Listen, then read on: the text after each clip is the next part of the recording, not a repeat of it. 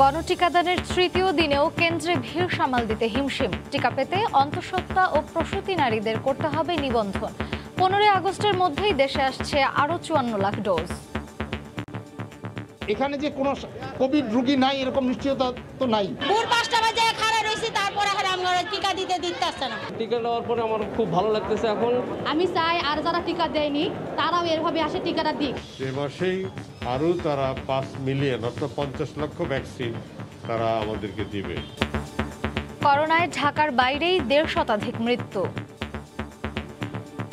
প্রতিনিয়তই রোগীর চাপ বাড়ছে।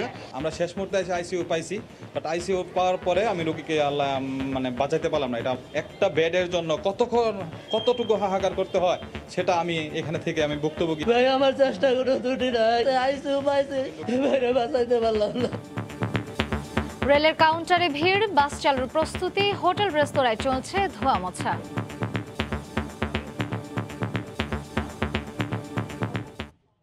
দেখছিলেন প্রধান শিরোনাম। দুপুরের সময়ের সঙ্গে আছি আমি মার্জিয়া শ্রেয়া। এবারে অন্যান্য শীর্ষ সংবাদ। অর্ধেক যানবাহন চলাচলের সিদ্ধান্ত আলোচনা করে নেওয়া উচিত ছিল বলছেন খোদ সড়ক মন্ত্রী। ঢাকা ও চট্টগ্রামে বেশি গাড়ি ঢোকা ঠেকাতেই সিদ্ধান্ত বলছেন মন্ত্রিপরিষদ সচিব। রাজধানীর 60 ভাগ নির্মাণাধীন ভবনই এডিসের খোয়ার। খোদ রিহাব সভাপতির ভবনেই মিলল লার্ভা, 5 লাখ টাকা জরিমানা। সিলেটের জকিগঞ্জে 28তম গ্যাস ক্ষেত্রের সন্ধান পেল বাপেক্স। তোলা যাবে 50 বিলিয়ন ঘনফুট। বঙ্গবন্ধুর কেনা 5টি গ্যাস ক্ষেত্রেই এখনও মিটছে দেশের জ্বালানির চাহিদা। এবং সিরিজের শেষ টি-20তে সন্ধ্যায় অস্ট্রেলিয়ার বিপক্ষে মাঠে নামবে বাংলাদেশ। শেষটা জয় দিয়েই রাঙাতে চায় টাইগাররা। একাধিক পরিবর্তনের আভাস।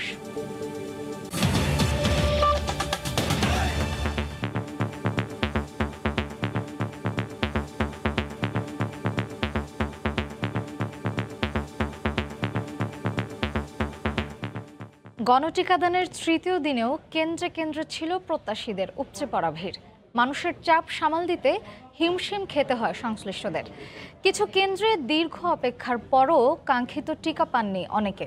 ক্যাম্পেইন কেন্দ্র থেকে নয়, অন্তঃসত্ত্বা নারীদের টিকা নিতে হবে অনলাইন নিবন্ধনের মাধ্যমে। এদিকে স্বাস্থ্যমন্ত্রী জানালেন 15 আগস্টের মধ্যে দেশে আসবে আরও 54 লাখ টিকা।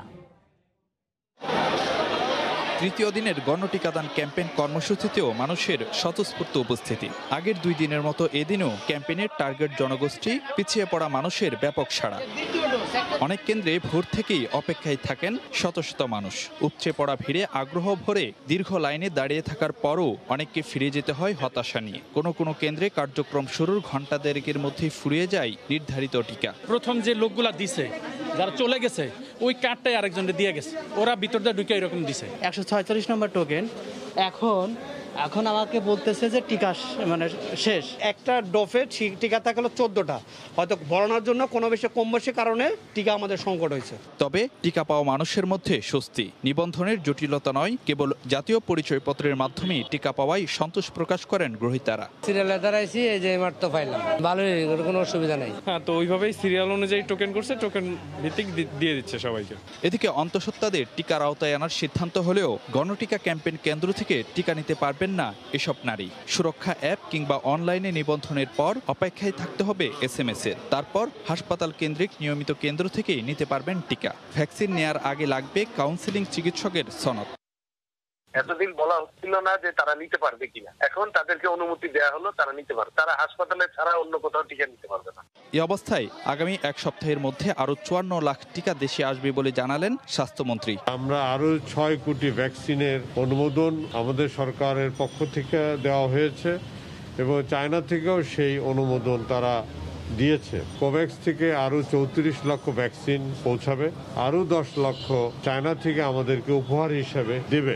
15 তারিখের মধ্যে আরো 54 লক্ষ ভ্যাকসিন আমরা পেয়ে যাব। গণটিকাদান ক্যাম্পেইনে 32 লাখ টিকা দেওয়ার লক্ষ্য থাকলেও শুরুর 2 দিনেই প্রথম ডোজ নিয়েছেন 37 লাখের বেশি মানুষ। ফারুক ভিয়া, রবিন, সময় সংবাদ, ঢাকা। এদিকে ঢাকার বাইরের টিকা কেন্দ্রেও ভিড় করেন শত শত মানুষ। ঘন্টার পর ঘন্টা অপেক্ষা করে হলেও ভ্যাকসিন পেয়েই খুশি প্রান্তিক পর্যায়ের মানুষ। ব্যুরো ও জেলা প্রতিনিধিদের পাঠানো তথ্য ও ছবিতে রিপোর্ট। গণটিকা ক্যাম্পেইনের তৃতীয় দিনেও ঢাকার বাইরে গ্রামের কেন্দ্রগুলোতে টিকা নিতে ভিড় করেন প্রান্তিক পর্যায়ের মানুষ। প্রতি কেন্দ্রে বরাদ্দ টিকার তুলনায় উপস্থিতির সংখ্যা ছিল দ্বিগুণ। ঘন্টার পর ঘন্টা লাইনে অপেক্ষা করেই টিকা নিতে হচ্ছে সবাইকে। আগ্রহীদের চাপে বেশিরভাগ কেন্দ্রেই সামাজিক দূরত্ব রক্ষা করা সম্ভব হচ্ছে না। তবে টিকা পর্যাপ্ত না থাকায় ফিরে যেতে হয়েছে অনেককেই। টিকা দিতে এসে যে অবস্থাটা দেখলাম, এখানে যে কোনো কোভিড রোগী নাই এরকম নিশ্চয়তা তো নাই। এইখানে মোটামুটি প্রায় 4-5 হাজার লোক হবে। ভোর 5টা বাজে খাড়া রয়েছি, তারপরে আমরা টিকা দিতে দিতেছে না। সবাই বলেছে যে বঙ্গজাতে চলে যান, তাহলে এই যে এখানে 2 ঘন্টা দাঁড়িয়ে রইলাম, তার মানেটা কি? যে পরিমাণে ভিড়, এখন গিয়ে টিকা যে পাবো কিনা সেটা তো বুঝতে পারতেছি না। প্রাণঘাতী করোনা থেকে বাঁচতে সরকারের গণটিকা পরিকল্পনা বাস্তবায়নে উৎসাহের কমতি নেই প্রত্যন্ত অঞ্চলের জনগোষ্ঠীর। সহজেই টিকা পেয়ে খুশি তারা। বাড়ির কাছে আছে দেখে আমরা সবাই দিয়া যাইতাছি। যত কষ্ট হোক টিকা আমরা নেব। পৌরসভা হয়েছে, আমরা এখন দিতে আছি। যতটুকু কষ্ট হয়েছে 1.5 ঘন্টা দাঁড়িয়ে থেকে টিকা নেওয়ার পরে আমার খুব ভালো লাগতেছে। এখন লাইন করে দেওয়া হচ্ছে, ভালোই হইতেছে। এই সুযোগটা আসলে সবাই কাজে লাগানো দরকার। নিয়মিত টিকাদান কার্যক্রম অব্যাহত রেখে চলমান গণটিকা ক্যাম্পেইনের মাধ্যমে দেশের 32 লাখ মানুষকে টিকার আওতায় আনার পরিকল্পনা রয়েছে সরকারের। সাদিয়া আফরিন, সময় সংবাদ। গণটিকাদান কর্মসূচির আরও খবর জানাতে এই মুহূর্তে ময়মনসিংহের মুকুল নিকেতন উচ্চ বিদ্যালয় কেন্দ্রে আছেন সহকর্মী হারুনুর রশিদ। সরাসরি চলে যাচ্ছি তার কাছে। হারুন, আপনার কাছে আমরা জানতে চাইব প্রথমেই যেটা, যে এই গণটিকাদান কর্মসূচির আজকে ময়মনসিংহে মানুষের অংশগ্রহণ আসলে কেমন, আর কোন শ্রেণীর মানুষের উপস্থিতি আজকে বেশি দেখতে পাচ্ছেন আপনি সেখানে?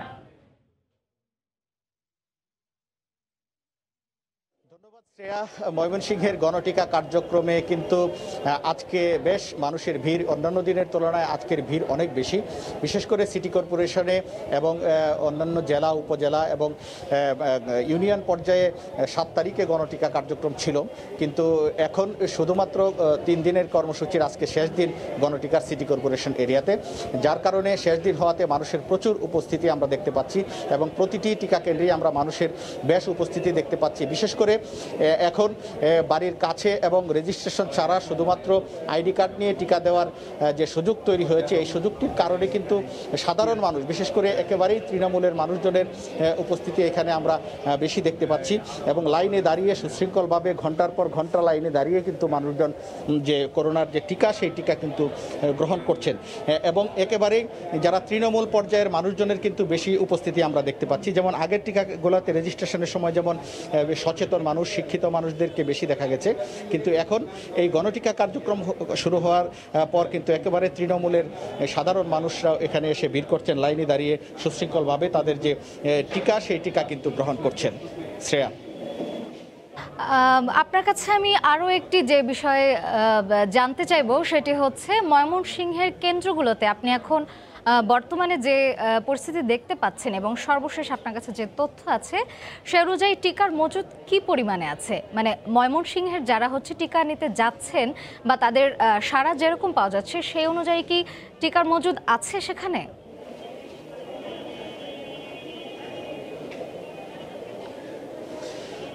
আসলে ময়মনসিংহের যে টিকার মজুতের কথা যদি একটু বলি, আমরা গত 7 তারিখে মজুতের একটি চিত্র পেয়েছিলাম। সেটি হচ্ছে যে গণটিকা কার্যক্রম যেদিন শুরু হয়েছিল সিভিল সার্জন অফিস থেকে, সেই তথ্যটা একটু যদি জানাই, সিনোফার্মের টিকা ছিল 1,50,358 ডোজ এবং মডার্নার টিকা ছিল 1,21,799 ডোজ এবং অ্যাস্ট্রাজেনিকার টিকা ছিল 52,000 ডোজ। এর মধ্যে কিন্তু 3 দিনের গণটিকা কার্যক্রম শেষে আজকের অবস্থা যদি একটু বলি, সেই মজুদ কিন্তু প্রায় শেষ হয়ে এসেছে। অর্থাৎ সিভিল সার্জন কর্তৃপক্ষ, আমাদের যে বিষয়টি সিভিল সার্জন অফিস কর্তৃপক্ষ থেকে আমরা যে বিষয়টি জানতে পেরেছি সেটি হচ্ছে যে টিকা আসার যে চেইন, সেই চেইন যদি মেনটেন হয় বা চালু থাকে তাহলে কিন্তু কোনো সমস্যা হবে না, কিন্তু যদি সেই টিকা আসার যে ধারাবাহিকতা সেটি যদি নষ্ট হয় তাহলে কিন্তু যে রুটিন কার্যক্রমগুলো যে আছে সেই রুটিন কার্যক্রমগুলোও কিন্তু সমস্যা হবে বলে তারা জানিয়েছেন। তবে এখন পর্যন্ত যে আজকের যে গণটিকা কার্যক্রম এটি তারা সফলভাবেই শেষ করবেন। তাদের এই পরিমাণ মজুদ আছে এবং রুটিন যে টিকা সিটি কর্পোরেশনে মডার্নার টিকা দেওয়া হচ্ছে এবং উপজেলা পর্যায়ে সিনোফার্মের টিকা দেওয়া হচ্ছে রুটিন যে উপজেলা স্বাস্থ্য কমপ্লেক্সগুলোতে, সেটিও তারা এখন চালিয়ে নিতে পারবেন। কিন্তু সেই মজুদ একেবারে শেষের দিকে, যদি টিকা পাওয়ার যে ধারাবাহিকতা সেটি কন্টিনিউ না হয় তাহলে কিন্তু তাদের সমস্যায় পড়তে হবে। তো এই ছিল আমার কাছে ময়মনসিংহ থেকে করোনা টিকার যে গণটিকা কার্যক্রম চলছে তার সর্বশেষ। শ্রেয়া। ময়মনসিংহ থেকে গণটিকাদান কর্মসূচির বিস্তারিত জানাচ্ছিলেন সহকর্মী হারুনুর রশিদ। 11 আগস্ট থেকে অর্ধেক গণপরিবহন চলার সিদ্ধান্ত আলোচনা করে নেওয়া উচিত ছিল, এমনটাই বলেছেন খোদ সড়ক পরিবহন ও সেতু মন্ত্রী ওবায়দুল কাদের। আর মন্ত্রিপরিষদ সচিব বললেন, ঢাকা ও চট্টগ্রামে একসাথে বেশি গাড়ি প্রবেশ ঠেকাতেই নেওয়া হচ্ছে এর সিদ্ধান্ত। এই অবস্থায় গণপরিবহন কম চললে যাত্রীদের চাপে সংক্রমণ ঝুঁকি আরও বাড়ার আশঙ্কা করছেন পরিবহন সংশ্লিষ্টরা। রাজধানীতে গণপরিবহন সংকটে স্বাভাবিক সময়ে ভুগতে হয় খেটে খাওয়া মানুষকে। ঘন্টার পর ঘন্টা অপেক্ষাতেও মেলে না কাঙ্ক্ষিত বাহন। রোববার কঠোর বিধিনিষেধ শিথিলের প্রজ্ঞাপনে বলা হয়, বাসে শতভাগ আসনে যাত্রী বসলেও মোট সংখ্যার অর্ধেক চলবে রুটগুলিতে।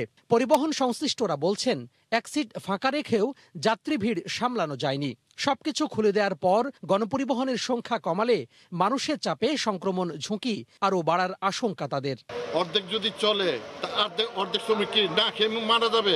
মাইক্রো প্রাইভেট গাদাগাদি করে মানুষটা তাতে করোনার কিছু হয় না, আমাদের বাস চললেই করোনা হয়। আর যদি সব গাড়ি চলতো তাহলে সিট অর্ধেক হলেও সব পরিবহন শ্রমিকও বাঁচত, আমরা বাঁচতাম। সেই তুলনায় এখন যদি অর্ধেক বাস চলে আর অর্ধেক যাত্রী নেয়, তাহলে বাকি যে লোকগুলো অফিস আদালতে যাবে তারা কি করবে? স্থানীয় প্রশাসন ও পরিবহন মালিক শ্রমিক কর্তৃপক্ষকে তদারকির দায়িত্ব দেওয়া হলেও পরিবহন মালিকরা বলছেন, কবে কোন বাস চলবে তা নির্ণয় করা প্রায় অসম্ভব। হাজারো হাজারো গাড়ির মালিক সারা দেশে এবং কেউর একটি মাত্র গাড়ি আছে, তাহলে এটা কিভাবে আমরা নির্ণয় করব কার কয়টা গাড়ি চলতেছে? এটা অনেকটা অসম্ভব ব্যাপার বলে আমি মনে করি। এতে করে যাত্রীদের চাপ বাড়বে, দীর্ঘদিন কর্মহীন শ্রমিকদেরকে তাদেরও সমস্যার সমাধান হবে না। এদিকে এমন সিদ্ধান্ত নেয়ার আগে আলোচনা করা দরকার ছিল বলে মনে করেন সড়ক পরিবহন মন্ত্রী। আর মন্ত্রিপরিষদ সচিব বললেন, ঢাকা ও চট্টগ্রামে একসাথে বেশি গাড়ি প্রবেশ ঠেকাতেই নেওয়া হচ্ছে এই সিদ্ধান্ত। যে একসাথে যেন বেশি গাড়ি ঢাকার দিকে বা চিটাগাংয়ের দিকে না ঢুকে, তাহলে এইটা তারা প্রত্যেকটা লোকাল অ্যাডমিনিস্ট্রেশন ওনারা তাদের সাথে বসে ডিসিশন নেবে। আমরা এটা তাদের কাছে দায়িত্ব দিই। প্রজ্ঞাপনে যে এই বিষয়টি আমাদের মন্ত্রণালয় বিআরটি এর সঙ্গে সিদ্ধান্ত নেওয়ার আগে একটু আলোচনা করে নিলে ভালো হতো, কারণ এই যে চালু করতে গিয়ে অর্ধেক চালু হবে অর্ধেক হবে না, এটার গ্যারান্টি কে দেবে? এর আগে এক সিট ফাঁকা রেখে 60% ভাড়ায় বাস চললেও 11 আগস্ট থেকে আগের ভাড়ায় চলবে গণপরিবহন। তোহা খান তামিম, সময় সংবাদ, ঢাকা। পরশু থেকে চলবে বাস, ট্রেন সহ সব ধরনের গণপরিবহন। আগাম টিকিট নিতে রেলের কাউন্টারে ভিড় করেন নানা শ্রেণী পেশার মানুষ। বাস চালুর প্রস্তুতি নিচ্ছেন মালিক ও শ্রমিকরা। অন্যদিকে হোটেল রেস্তোরাঁয় চলছে ধোয়া মোছার কাজ। টানা 19 দিন পর কঠোর বিধিনিষেধ উঠছে বুধবার থেকে। এ খবরেই গণপরিবহন খাতে ফিরেছে প্রাণ চাঞ্চল্যতা। প্রস্তুতির অংশ হিসেবে সোমবার সকাল 8টা থেকেই শুরু হয় ট্রেনের টিকিট বিক্রি। দেয়া হয় 11, 12 ও 13 আগস্টের টিকিট। দীর্ঘদিন পর কাউন্টারে টিকিট কাটতে পেরে খুশি যাত্রীরা। ভালোই লাগতেছে, বাড়ি যেতে পারো, অনেক আনন্দ লাগতেছে। কাউন্টারে যে টিকিট চালু যে ব্যবস্থা করা হয়েছে, এটা আমাদের জন্য অনেক উপকার হয়েছে।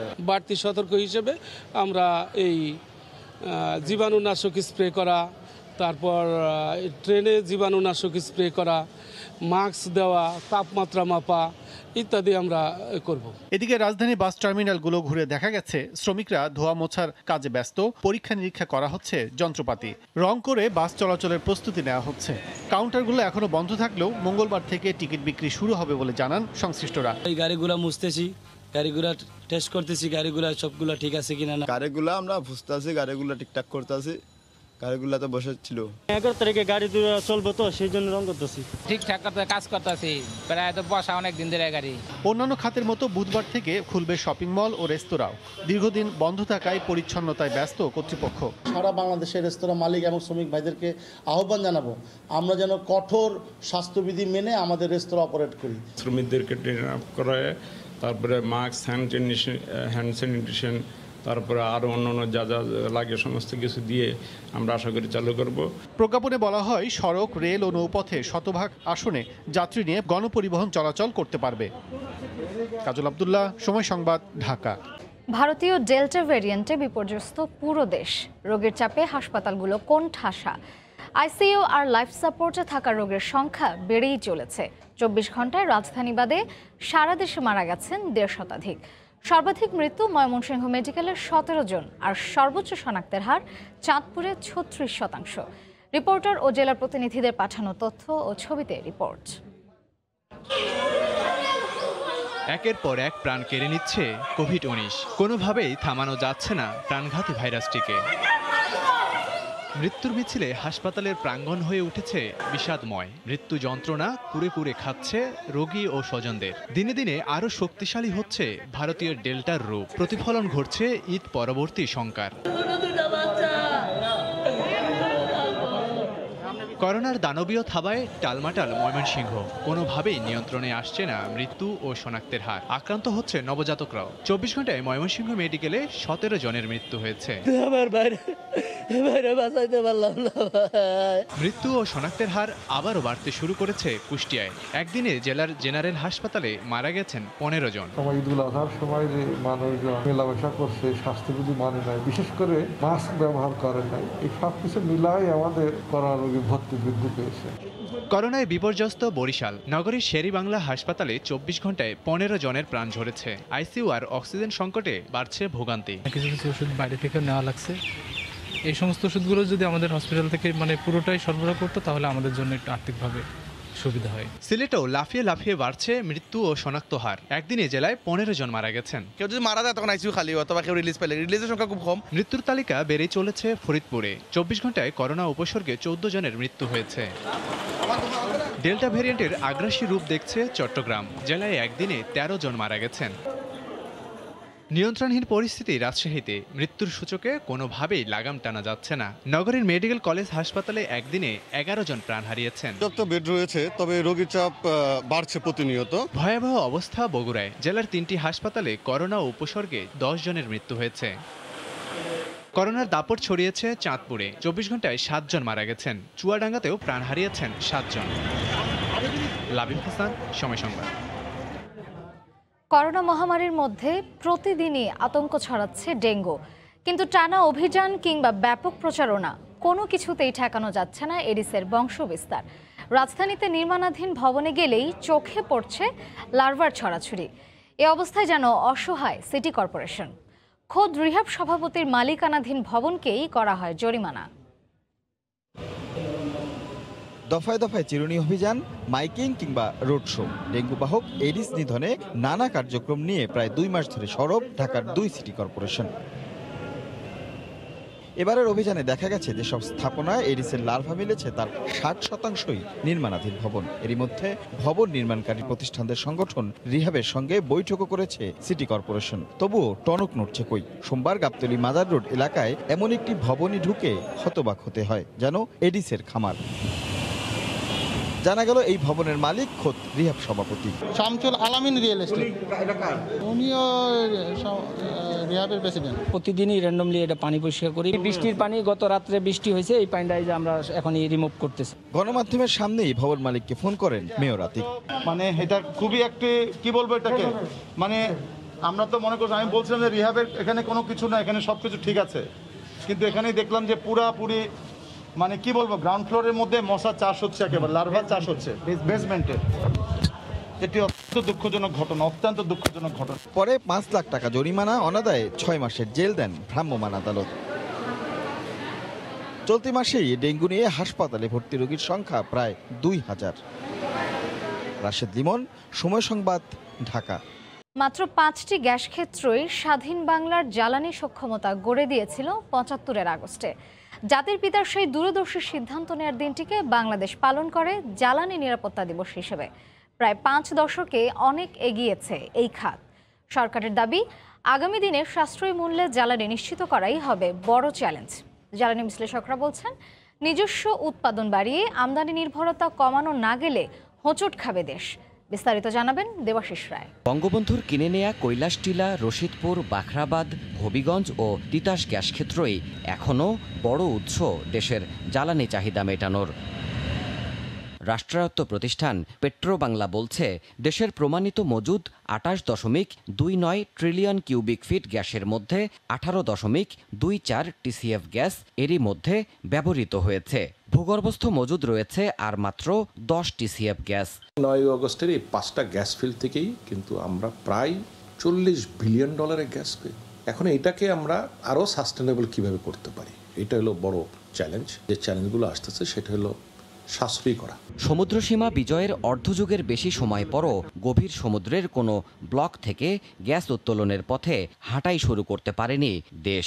সমুদ্র সীমানায় খনিজের আহরণের ব্যাপারে আমরা অনেক পিছিয়ে আছি। একটা সার্ভে যদি মিনিমাম না থাকে তলদেশে, সেটার উপরে না জেনে কেউ এখানে ইনভেস্টমেন্ট করতে চায় না। সার্ভে হলে পরে একটা স্পষ্টতা থাকবে কিছুটা হলো কি আছে, তখন আমরা ইনভেস্টরদের অ্যাট্রাক্ট করতে পারবো। তবে জ্বালানি বিশ্লেষকদের দাবি, নিজস্ব গ্যাসের অনুসন্ধান না চালিয়ে বিদেশ থেকে আমদানি নতুন সংকট তৈরি করতে পারে। আমদানিকৃত জ্বালানির উপর বিপুলভাবে ভর করা হচ্ছে এবং ভবিষ্যতে দেশের নিজস্ব জ্বালানির কন্ট্রিবিউশন যেটা মূলত গ্যাস, সেইটা উৎপাদন আস্তে আস্তে কমে যাচ্ছে। বিশেষজ্ঞরা বলছেন, জ্বালানি খাতে স্বনির্ভর অবস্থান টিকিয়ে রাখতে রাষ্ট্রকে নিতে হবে খনিজ সম্পদ ব্যবহারের বৈজ্ঞানিক উদ্যোগ। দেবাশিস রায়, সময় সংবাদ, ঢাকা। জ্বালানি নিরাপত্তা দিবসে নতুন গ্যাস ক্ষেত্র পাওয়ার সুসংবাদ দিল বিদ্যুৎ, জ্বালানি ও খনিজ সম্পদ মন্ত্রণালয়। সকালে 28তম গ্যাস ক্ষেত্র হিসেবে জকিগঞ্জে বড় পরিসরে গ্যাস পাওয়ার ঘোষণা এলো। সিলেটের জকিগঞ্জে দীর্ঘদিন ধরেই গ্যাসের অনুসন্ধান করে আসছিল রাষ্ট্রায়ত্ত প্রতিষ্ঠান বাপেক্স। মাসিক চুক্তিতে বিভিন্ন ব্যক্তি ও প্রতিষ্ঠানের কাছ থেকে গাড়ি ভাড়া নেয় তারা, কম দামে পরে বিক্রি করে দেয় আরেকটি চক্রের কাছে। রাজধানী ও কয়েকটি জেলায় অভিযান চালিয়ে চক্রের 7 সদস্যকে গ্রেফতারের পর সিআইডি বলছে, এরা সংঘবদ্ধ অপরাধ চক্রের সদস্য। তাদের কাছ থেকে উদ্ধার করা হয়েছে 7টি গাড়ি। সাজানো এই গাড়িগুলো সব চোরাই। ছোটন নামের এক প্রতারক গার্মেন্টস ব্যবসায়ী পরিচয়ে গাড়িগুলো ভাড়া নিয়েছিল বিভিন্ন ব্যক্তি ও প্রতিষ্ঠানের কাছে। মাস দুয়েক ভাড়া পরিশোধের পর ছোটন এসব গাড়ি বিক্রি করে দেন কম দামে। রাজধানী ও বেশ কয়েকটি জেলায় অভিযান চালিয়ে চক্রের 7 সদস্যকে গ্রেফতার করেছে পুলিশের অপরাধ তদন্ত বিভাগ সিআইডি। তাদের কাছ থেকে উদ্ধার করা হয়েছে 7টি গাড়ি। ভুক্তভোগীরা বলছেন, এক একটি গাড়ি মাসিক 25 থেকে 30,000 টাকায় ভাড়া দিয়েছিলেন তারা। জানতেন পোশাক তৈরিকারক প্রতিষ্ঠানের কাজে ব্যবহার করা হবে গাড়িগুলো। মাস যেতে না যেতেই তারা জানতে পারেন প্রতিষ্ঠানটি উধাও। আমরা মাসিক চুক্তিতে গাড়িটা ভাড়া দিই, তো ভাড়া দেওয়ার পরে উনি 2 দিন পরে উধাও হয়ে যায়। তো তখন আমরা থানায় গিয়ে জানতে পারি যে উনি আশেপাশে এমন থেকে আরও প্রায় 20 থেকে 25টি গাড়ির মতো এইভাবে সংগ্রহ করেছে। লকডাউনে চাকরি বাকরি ছিল না, আমি গাড়িটা ভাড়া দেই ওনার কাছে, মাসিক 20,000 টাকা চুক্তিতে দলিল করে নেয়। কিন্তু তারপরে 11 মাসের মতো আমি কখনো 2-4 হাজার টাকা দিয়েছে, ঠিক মতো আমি টাকা পয়সাও পাইনি। সংবাদ সম্মেলনে পুলিশের দাবি, সংঘবদ্ধ চক্রটি বিশ্বাস অর্জনের জন্য একটি গার্মেন্টস ভাড়াও করেছিলেন, নিয়োগ দিয়েছিলেন শ্রমিকও। গাড়ি যখন তিনি বিক্রি করতে যান তখন তিনি অন্যদেরকে জানান যে আমার লকডাউনের কারণে আমার শ্রমিকদের, আমার এই গাড়ি আছে, শ্রমিকদের আমি বেতন পরিশোধ করতে পারছি না, আমাকে কিছু টাকা কম দেন, এত টাকা অগ্রিম দেন, 2 লক্ষ টাকা একটু কম দিয়ে আমি এই গাড়িটা বিক্রি করে দিতে চাই। চক্রটি 20 লাখ টাকা মূল্যের গাড়ি মাত্র 10 লাখ টাকায় বিক্রি করে দিতেন। সেই গাড়ি যখন 12 লক্ষ বা 14 লক্ষ টাকাতে কেউ পাচ্ছে, খুব সহজেই তারা সেই গাড়ি কিনে ফেলে। আমি প্রাথমিকভাবে যখন আমাদের কাছে এই তথ্যগুলি চলে আসতে থাকে যে এই ধরনের একটি প্রতারক চক্র ঢাকাসহ পার্শ্ববর্তী জায়গাগুলিতে তারা কাজ করে যাচ্ছে, আমরা সেটা নিয়ে কাজ শুরু করি। এই চক্রটির অন্য সদস্যদের ধরতে সিআইডির অভিযান অব্যাহত আছে।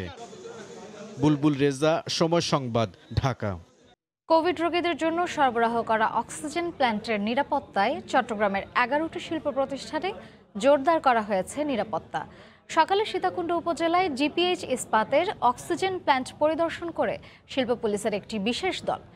করোনার শুরু থেকে প্রতিষ্ঠানটি এ পর্যন্ত বিনামূল্যে বিতরণ করেছে 1000 অক্সিজেন সিলিন্ডার। মহামারী করোনায় ভারতীয় ভ্যারিয়েন্টের বিপর্যয় ঠেকাতে এখন গুরুত্বপূর্ণ ভূমিকা রাখছে তরল অক্সিজেন। সোমবার সকালে চট্টগ্রামের সীতাকুণ্ডে জিপিএইচ ইস্পাতের অক্সিজেন প্ল্যান্টের নিরাপত্তা ব্যবস্থা এবং শ্রমিকদের নিরাপত্তা দেখতে যায় শিল্প পুলিশের একটি বিশেষ দল। প্ল্যান্টের নানা স্থাপনা ঘুরে তারা জানান সব সময় সতর্ক অবস্থায় আছেন তারা। শ্রমিকরা যখন ইন্ডাস্ট্রিতে যায় এবং ইন্ডাস্ট্রি থেকে যখন বেরিয়ে আসে তখন যেন কোনো ধরনের শ্রমিকদের কাছে ছিনতাই বা চুরি এই ধরনের না হতে পারে, এবং বিশেষ করে শ্রমিকরা যে সমস্ত এলাকায় অবস্থান করে সেই সমস্ত ক্ষেত্রে আমরা রাতের বেলা টহল পার্টি রাখি। 250 টন অক্সিজেন উৎপাদন ক্ষমতা সম্পন্ন এই প্ল্যান্টে উৎপাদন হয় 30 টন তরল অক্সিজেন, যা সরবরাহ করা হয় কোভিড রোগীদের চিকিৎসায়। প্রতিদিন বিনামূল্যে প্রতিষ্ঠানটি রিফিল করেন অন্তত 150 অক্সিজেন সিলিন্ডার। প্রায় প্রতিদিন 450 থেকে 500টা সিলিন্ডারের মাধ্যমে দেয়। এছাড়া স্পেকট্রা, সিএনসি এবং আরও কয়েকটা সরবরাহকারী প্রতিষ্ঠান আছে, ওনাদের মাধ্যমে সারা বাংলাদেশের যে সমস্ত মেডিকেল কলেজ আছে প্রত্যেককে আমরা ফ্রি অফ কস্টে এ পর্যন্ত দিয়ে আসতেছি। গত বছরের জুন থেকে এই পর্যন্ত নগর ও গ্রামের হাসপাতালগুলোতে বিনামূল্যে 1000 অক্সিজেন সিলিন্ডার বিতরণ করে জিপিএইচ ইস্পাত। সময় সংবাদ, চট্টগ্রাম। এদিকে প্রথমবারের মতো বাংলাদেশে আশ্রয় নেওয়া মিয়ানমারের রোহিঙ্গা জনগোষ্ঠীকে করোনার টিকার আওতায় আনতে যাচ্ছে সরকার। প্রথম পর্যায়ে উখিয়া ও টেকনাফের 56টি কেন্দ্রে 55 বছরের ঊর্ধ্বে রোহিঙ্গাদের টিকা দেওয়া হবে। এরই মধ্যে মঙ্গলবার 48,000 রোহিঙ্গাকে টিকা দেওয়ার প্রস্তুতি চূড়ান্ত করেছে প্রশাসন। আরও জানাচ্ছেন সুজাউদ্দিন রুবেল। কক্সবাজারের উখিয়া ও টেকনাফের 34টি আশ্রয় শিবিরে বসবাস করছে 11 লাখের বেশি রোহিঙ্গা। করোনা পরিস্থিতির প্রথম দিকে স্বাস্থ্যবিধি ও মাস্ক ব্যবহার নিশ্চিতে প্রচারণা চালানো হয় ক্যাম্পে। তবে রোহিঙ্গাদের মধ্যে স্বাস্থ্যবিধি ও সামাজিক দূরত্ব মেনে চলার কোনো বালাই ছিল না। করোনার প্রথম ঢেউয়ে ক্যাম্পে সংক্রমণ পরিস্থিতি নিয়ন্ত্রণে থাকলেও দ্বিতীয় ঢেউয়ে তা রোধ করা সম্ভব হয়নি। ইতিমধ্যে রোহিঙ্গা ক্যাম্পে আক্রান্তের সংখ্যা ছাড়িয়েছে 2500-এর উপরে, মারা গেছে 29 জন। তাই করোনা পরিস্থিতি নিয়ন্ত্রণে আনতে প্রথমবারের মতো রোহিঙ্গা জনগোষ্ঠীকে টিকার আওতায় আনতে যাচ্ছে সরকার। আমাদের ক্যাম্পে যে কাজ করছে ওয়ার্ল্ড হেলথ অর্গানাইজেশন, তাদের পার্টনার অর্গানাইজেশনটা উভয় পক্ষ সমন্বয় করে যারা 55 বছরের ঊর্ধ্বে টিকা দেবেন তাদেরকে নির্বাচন করা হচ্ছে, তাদেরকে ভ্যাকসিনেশন কার্ড দেওয়া হচ্ছে, তারা এই কার্ড নিয়ে টিকা কেন্দ্রে আসবেন। উপজেলা নির্বাহী অফিসার আছে, সিআইসি আছে, তাদের সাথে নিবিড়ভাবে যোগাযোগ করে কোথায় কোন ক্যাম্পে কিভাবে টিকা দেওয়া হবে। আমাদের স্থানীয় প্রশাসন RRRC অফিসকে যদি কোনো হেল্প চায় আমরা হেল্প করছি। রোহিঙ্গাদের পর্যাপ্ত টিকা প্রদানে আন্তর্জাতিক সংস্থাগুলোর এগিয়ে আসা উচিত বলে মনে করেন জেলার সচেতন মহল। জাতিসংঘ থেকে শুরু করে অন্যান্য রাষ্ট্র যদি রোহিঙ্গাদের করোনার টিকা দেওয়ার ব্যবস্থা করে তাহলে একটি ভালো দিক। আমরা কক্সবাজারের স্থানীয় মানুষ তাকে সাধুবাদ জানাবো। কক্সবাজারের উখিয়া ও টেকনাফের 34টি আশ্রয় শিবিরে নির্ধারিত হয়েছে 56টি কেন্দ্র। আর প্রথম দফায় সিনোফার্মের প্রথম ডোজ নেয়া 48,000 রোহিঙ্গাদের নির্ধারিত সময়ের পর দেয়া হবে দ্বিতীয় ডোজ। সুজাউদ্দিন রুবেল, সময় সংবাদ, কক্সবাজার।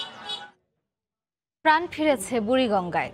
দুর্গন্ধ আর কালো জলের পরিবর্তে এখন টলটলে স্নিগ্ধতা নদীটির বুকে। একদিকে কঠোর বিধিনিষেধে নৌযান ও শিল্প কারখানার দূষণ বন্ধ, অন্যদিকে বর্ষায় জলের প্রবাহ পাল্টে দিয়েছে চিরচেনা চেহারা। গবেষণা বলছে পানিতে বেড়েছে দ্রবীভূত অক্সিজেন আর কমেছে লবণাক্ততা।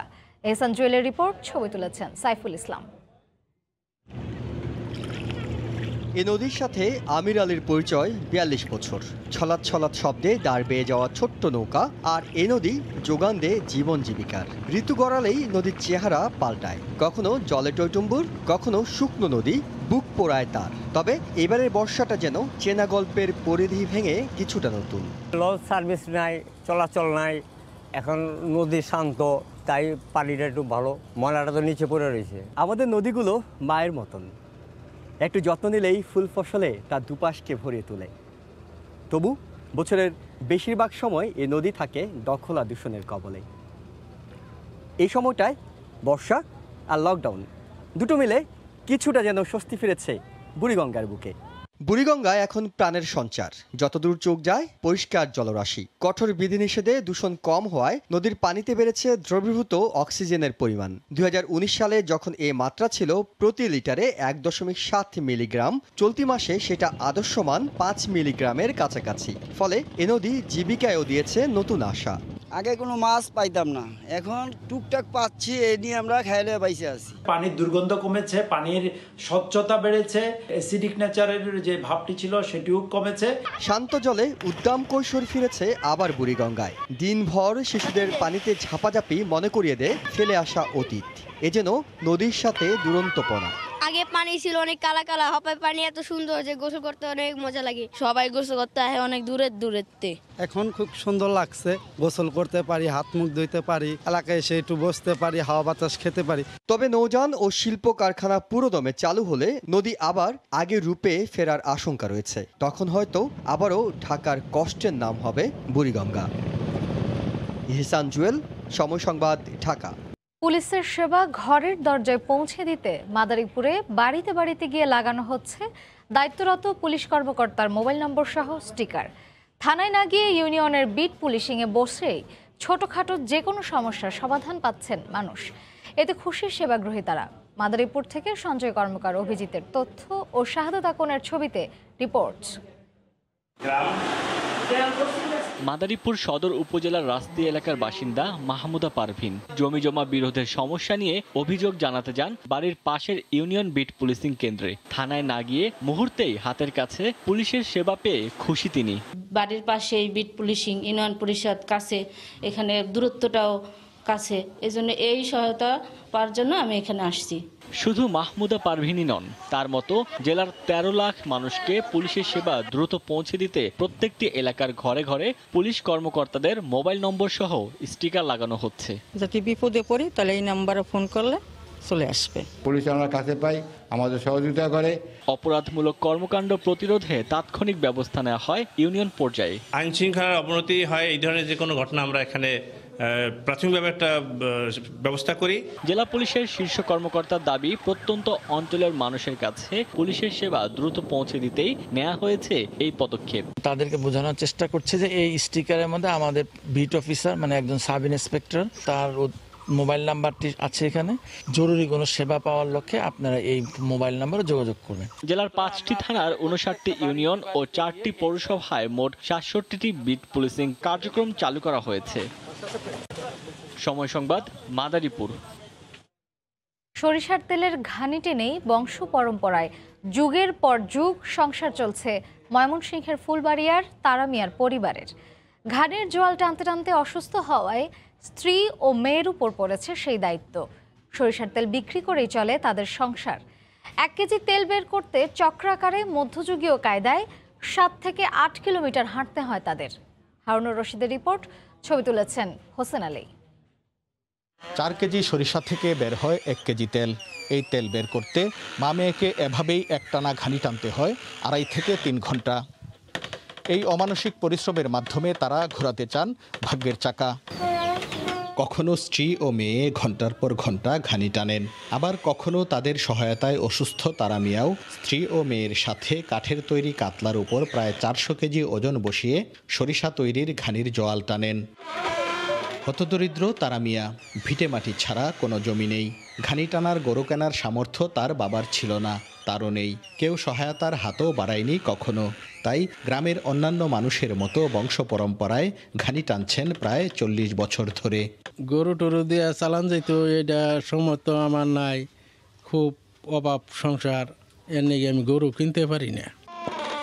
স্ত্রী আর মেয়ের শরীরেও নানা সমস্যা দেখা দিয়েছে। ঘানি আর জোয়াল টানতে টানতে গা হাত পায়ে প্রচণ্ড ব্যথা হয়। সারাদিনে 2-3 কেজি তেল ভাই উড়ে বেঁচে আমরা খাই। অনেক কষ্ট হয়, রাতে ঘুম ধরে না, শরীর বিষ করে। ষাটোর্ধ্ব তারা মিয়ার মাও সংসার চালাতে ঘানি টেনেছেন প্রায় 50 বছর। রথ পড়ে গেছে, ঠ্যাং পড়ে গেছে, গা টানা হয় না। গ্রামবাসী জানালেন, কষ্ট করে বছরের পর বছর তারা ঘানি টেনে সরিষার তেল বিক্রি করেই সংসার চালাচ্ছেন। জন্মের পরে দেখতেছে এরা তেল ভাঙতে আছে, সরকারি সাহায্য করলে এরা কিছুটা চলার মতো রাস্তা পাইত। ফুলবাড়িয়ার করইতলা ও পনের ভিটা গ্রামে একসময় অন্তত 2 শতাধিক পরিবারের ঘানি ছিল, সেগুলো আর নেই। করইতলা গ্রামে মাত্র 3টি ঘানি নিয়ে 2টি পরিবারের মানুষেরা অর্থাভাবে আজও টানছে জোয়াল। হারুনুর রশিদ, সময় সংবাদ, ময়মনসিংহ। বাংলাদেশ অস্ট্রেলিয়া সিরিজের খবর। শেষ টি-20তে সন্ধ্যায় মুখোমুখি হবে বাংলাদেশ ও অস্ট্রেলিয়া। এই মুহূর্তে মিরপুর শেরেবাংলা স্টেডিয়ামে আছেন রিপোর্টার মাকসুম আলম খান। আমরা সরাসরি যুক্ত হচ্ছি তার সঙ্গে। মাকসুম, শ্রেয়া, দেখতে দেখতে সিরিজটা একদম শেষ পর্যায়ে চলে এসেছে। বাংলাদেশ এবং অস্ট্রেলিয়া তাদের শেষ 5 ম্যাচের শেষ টি20তে আজ সন্ধ্যায় মুখোমুখি হবার কথা। সন্ধ্যা 6টায় ম্যাচটা শুরু হওয়ার কথা। তবে নির্ধারিত সময়ে ম্যাচটি শুরু হবে কিনা তার একটা শঙ্কা তৈরি হয়েছে। আমরা তৃতীয় ম্যাচটিতেও দেখেছি বৃষ্টির কারণে 1 ঘন্টা দেরিতে ম্যাচ শুরু হয়েছিল, 7টার সময় শুরু হয়েছিল।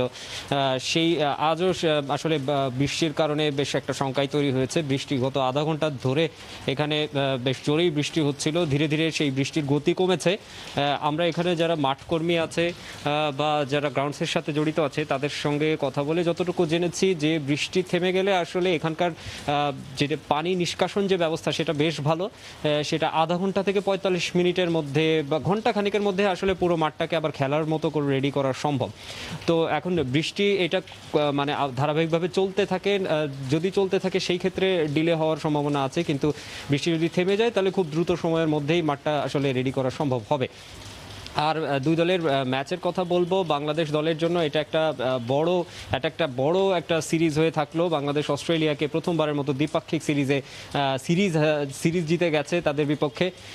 অস্ট্রেলিয়া আসলে বাংলাদেশে এসেছে, বাংলাদেশে তাদের টি20 বিশ্বকাপের প্রস্তুতি, যেহেতু এশিয়াতে খেলা হবে এবার, তারা সেই কারণে এখানে এসে এই উইকেটটা এবং এখানকার যে নিয়মিত স্পিনাররা থাকে সেই স্পিনারদের বিপক্ষে খেলে নিজেদের টিম কম্বিনেশনটা দেখে নিতে চাচ্ছিল। কিন্তু তারা বাংলাদেশ দলের বিপক্ষে এই সিরিজে তাদের এরকম একটা দশা হবে, তারা 2 ম্যাচ হাতে রেখে সিরিজ হেরে যাবে এরকমটা তারা বোধহয় মনে করেনি। যার কারণে প্রথম 3 ম্যাচে আমরা দেখেছি তারা কিভাবে ব্যাটে বলে সবখানে তারা আসলে লজ্জা পেয়েছে। তো বাংলাদেশ দল আসলে তাদের যে পারফরমেন্স ছিল তারা চেষ্টা করেছে প্রথম দিন থেকে তাদের যে প্ল্যান অনুযায়ী খেলতে, সেটা তারা করতে পেরেছে। বাকি 2টো ম্যাচেও তারা চেষ্টা করেছিল, 4র্থ ম্যাচে তারা হেরে গেছে। তবে 5ম দিনে তারা যেহেতু শেষটা খুব ভালোভাবে শেষ করতে চায় সিরিজ জয়ের পাশাপাশি। আজ দলে অপরিবর্তিতই থাকতে পারে, তবে অস্ট্রেলিয়া দলে একটা পরিবর্তনের আভাস আমরা পেয়েছি। তো আমার কাছে মিরপুর স্টেডিয়াম থেকে এই ছিল সবশেষ। মিরপুর শেরেবাংলা স্টেডিয়াম থেকে বিস্তারিত জানাচ্ছিলেন সহকর্মী মাকসুম আলম খান। দুপুরের সময় শীর্ষ সংবাদ জানিয়ে দিচ্ছি আরও একবার। গণ টিকাদানের 3য় দিনেও ভিড় সামাল দিতে হিমশিম, অন্তঃসত্ত্বাদের করতে হবে নিবন্ধন। 15 আগস্টের মধ্যে আসছে আরও 54 লাখ ডোজ। করোনায় 1.5 শতাধিক মৃত্যু। অর্ধেক যানবাহন চলাচলের সিদ্ধান্ত আলোচনা করে নেওয়া উচিত ছিল বলছেন খোদ সড়কমন্ত্রী। ঢাকা ও চট্টগ্রামে বেশি গাড়ি ঢোকা ঠেকাতেই সিদ্ধান্ত, দাবি মন্ত্রিপরিষদ সচিবের। এই ছিল দুপুরের সময়। সঙ্গে থাকুন সময়ের।